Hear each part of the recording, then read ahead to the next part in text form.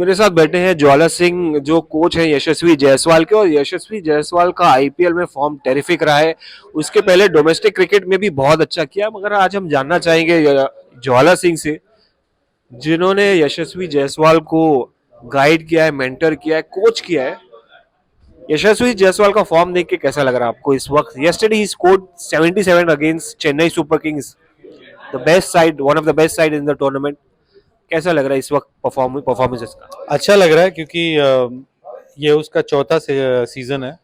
तो मैंने चेन्नई मैच के पहले ही उसको बोला था कि अभी एक टाइम आ गया है कि आप मेच्योर प्लेयर की तरह खेलो, क्योंकि मैं जो पिछले 3 सीजन देख रहा था उसमें सेट होके आउट हो रहा था।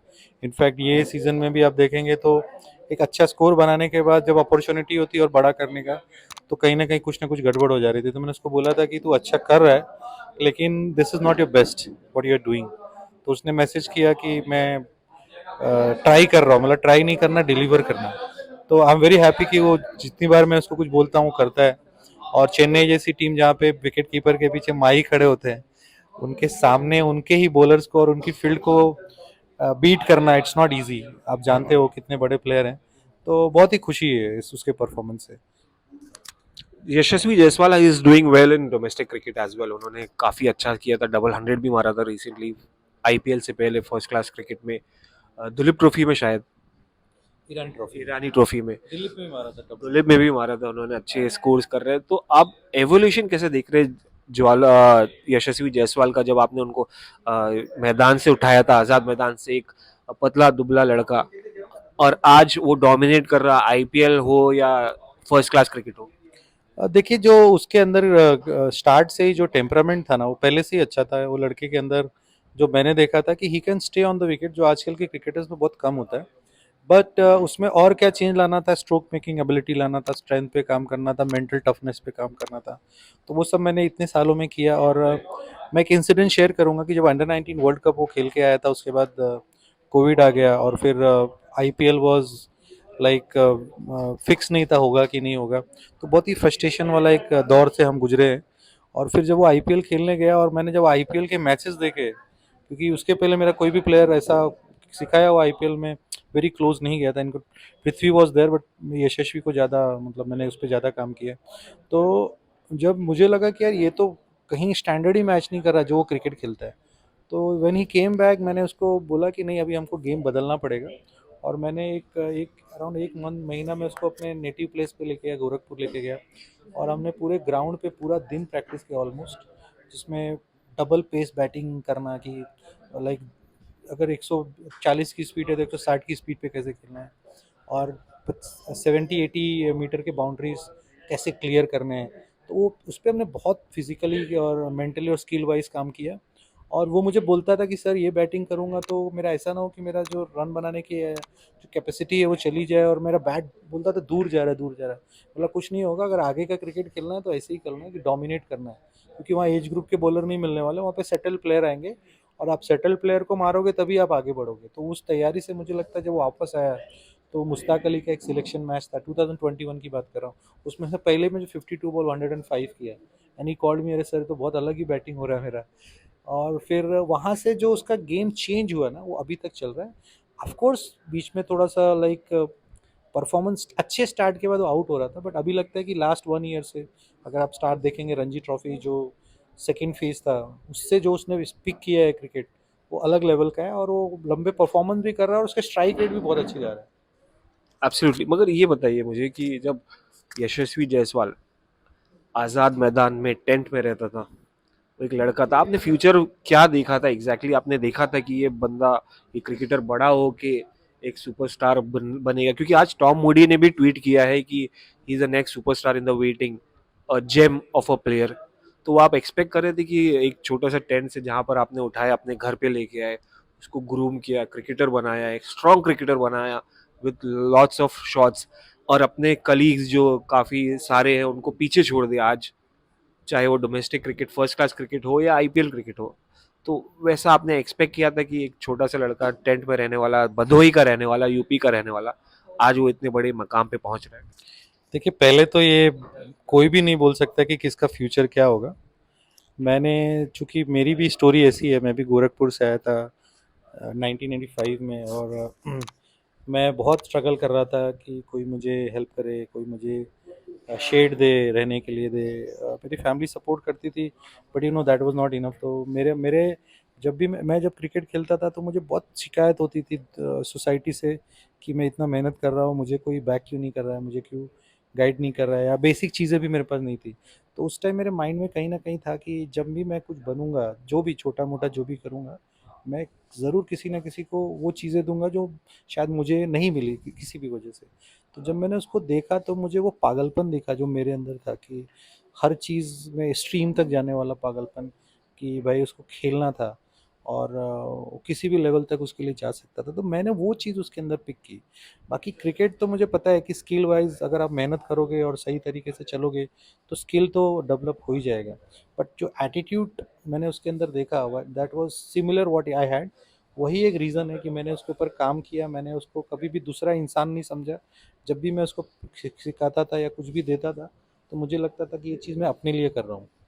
और उसने बहुत अच्छा मेरे को रिस्पॉन्ड भी किया, मैं वो उसको क्रेडिट देना चाहूँगा कि जिस जो भी हमने उससे, मैं एज अ प्लेयर उससे मैंने डिमांड की, वो हर बार उसमें खरा उतरा। तो ये उसका आर्ट है। मैंने उसको सब कुछ दिया लेकिन उसने भी उस चीज़ को डिलीवर किया। That is hit art, still is doing it. But to be very frank, मुझे नहीं पता था फ्यूचर क्या होगा, और अभी भी मुझे नहीं पता फ्यूचर क्या होगा, क्योंकि मैं फ्यूचर में ज़्यादा रहता नहीं। एक होता है क्रिकेट या कोई भी चीज़ में आपको स्ट्रीम पे जाना है तो एक पागलपन चाहिए और एक कंसिस्टेंसी चाहिए, एक उस लेवल की कि आप उसको चाहे रिजल्ट मिले या नहीं मिले वो करते रहो। और वो हुआ, और I think he is there.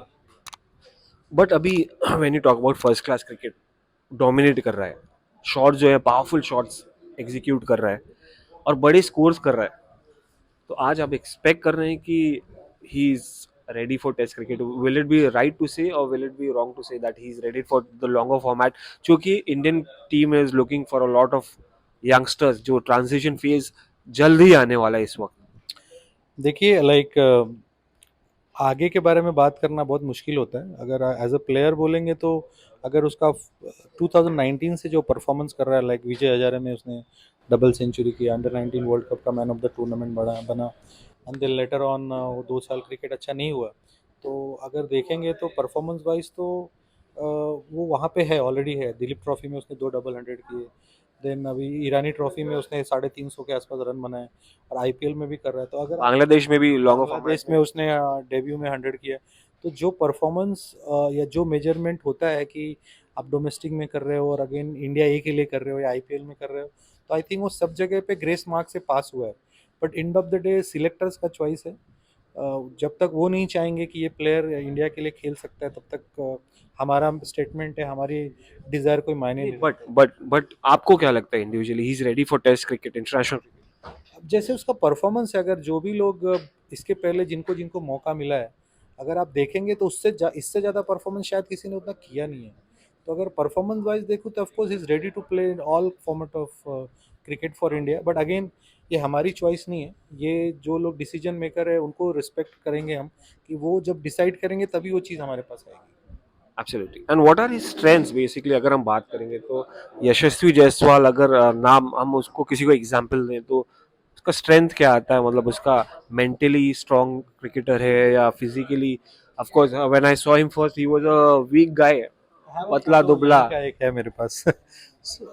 Basically अगर देखेंगे तो जो उसने पिकअप किया है हर डायरेक्शन में, वो बहुत अच्छा है। लाइक अगर आप, मैं जब वो मेरे पास आया था तो वो एक रन के बाद दूसरा रन नहीं भाग पाता था, ऐसा लगता था पहुंचेगा ही नहीं। मैं 2013 की बात कर रहा हूँ जो मेरे पास आया था। तो मैंने सबसे पहले उसके रनिंग बिटवीन द विकेट्स पे काम किया। उसके बाद उसके नी में बहुत दर्द होता था, तो वो मैं लेके गया, वो सब ट्रीटमेंट वगैरह जो भी था मैंने कराया। तो उस टाइम पे जो उसकी फिजिक थी और आज की फिजिक में बहुत अंतर है। तो मैं देख सकता हूँ कि मेंटली तो स्ट्रांग होगा ही, क्योंकि जो उसकी अपब्रिंगिंग है, जो चैलेंजेस आए हैं लाइफ में, और जो मैं उसको बताता था, क्योंकि मैं हमेशा एक ही चीज़ बोलता था कि बॉस, राजा को मारना है तो राजा, अगर नंबर वन बनना है तो राजा को ही मारना पड़ेगा, और कोई दूसरा रास्ता नहीं है। कि अगर आप जाके इन आईपीएल या ऐसी कोई क्रिकेट में जाके आप बड़ा बॉलर देख के आप घबरा जाओगे और उसको रिस्पेक्ट दोगे, तो अगले मैच में आपको चांस नहीं मिलेगा। तो अगर आपको बड़ा बनना है तो जो उस पोजीशन पे ऑलरेडी है उसी से जीतना पड़ेगा। और मैंने एक बहुत इंटरेस्टिंगली बताता हूँ कि जब वो अंडर 19 क्रिकेट में आया था, तो मैंने उसको बोला था तेरा कॉम्पिटिटर कौन है, तो उसने एक दो नाम लिए मुंबई के। मैं बोला ये बहुत छोटे कॉम्पिटिटर, बड़ा कॉम्पिटिटर हूँ। तो मैं बोला तेरा कॉम्पिटिटर ना इंडियन टीम का कैप्टन होना चाहिए। उस टाइम विराट विराट था, लेकिन इस वे में कि वो जितने रन इंटरनेशनल क्रिकेट में बनाएगा ना, उससे ज़्यादा रन तू जो मैच खेल रहा है उसमें बना के दिखा, और उसने वो किया। तो इस तरह के थोड़ा मैं उसको टिप्स देता था, और हमेशा मैं उसको पिंच करते रहता हूँ। मैं बोलता हूँ कि सब लोग तेरे लिए शायद ताली बजाएंगे, मैं नहीं बजाऊंगा, क्योंकि मुझे लगता है you belongs for some different level. तो ये सारी चीज़ें ट्रेनिंग से और कंसिस्टेंट काउंसलिंग से आ जाती हैं। तो कुछ टारगेट तो रखे होंगे अपने, ये साल या नेक्स्ट 5 years की यशस्वी विल बी देयर, कुछ तो आप फोर्सी कर रहे होंगे। देखिए, टारगेट रख के कुछ फायदा नहीं होता, to be very frank. I am the person, I don't set goals. नहीं, बट इंडिविजुअली आप देख रहे होंगे कि ओके ये शायद यशस्वी खेल सकता है नेक्स्ट ईयर, आई थिंक, या वेस्ट इंडीज सीरीज अभी आ रही है उसमें भी खेल सकता है। देखिए चांस तो किसी को कभी भी मिल सकता है। अभी आप लेटेस्टली देख लो कि अजिंक्य भाई का क्या था, उनको अचानक से ब्रेक मिल गया। तो एंड ऑफ द डे वही मैं बोला, सब सिलेक्टर्स पे डिपेंड करता है कि उनको टीम में क्या लगता है कि कौन सा प्लेयर चाहिए। और प्लानिंग हमेशा हम अच्छा खेलने का कर सकते हैं, उसके आगे कौन से मैचेस में क्या करेंगे वो कोई कुछ पता नहीं होता है। So that was Jwala Singh ji, the coach of Yashasvi Jaiswal. और यशस्वी जायसवाल जिस तरह परफॉर्म किए हैं आईपीएल में रिसेंटली और दिलीप ट्रॉफी, ईरानी ट्रॉफी में, तो उनका नंबर डेफिनेटली बनता है फ्यूचर में इंडियन क्रिकेट को लेकर। बट यहाँ पर इनका कन्वर्सेशन क्रिकेट नेक्स्ट के साथ बहुत ही अच्छा था। बहुत बहुत शुक्रिया आपका। And we are gonna get you a lot of story from the world of sports and cricket. Subscribe करिए हमारे चैनल क्रिकेट नेक्स्ट को। For now it's good bye.